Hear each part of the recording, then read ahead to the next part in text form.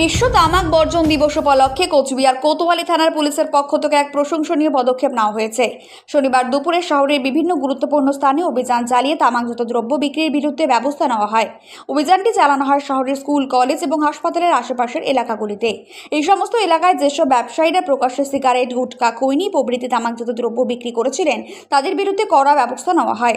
জরিমানা করা হয়েছে একাধিক দোকানদারকে। পুলিশ প্রশাসনের তরফে দোকানদারদের সতর্ক করে বলা হয়েছে, শিক্ষা ও স্বাস্থ্য প্রতিষ্ঠানের 100 জনের মধ্যে তামাকজাত দ্রব্য বিক্রি আইনত দণ্ডনীয় অপরাধ।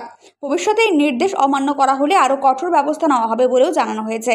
বর্তমানে তামাকজাত দ্রব্য ব্যবহারের ফলে ক্যান্সার, হৃদরোগ, ফুসফুসের সমস্যা সহ নানান জটিল অসুস্থতা বাড়ছে।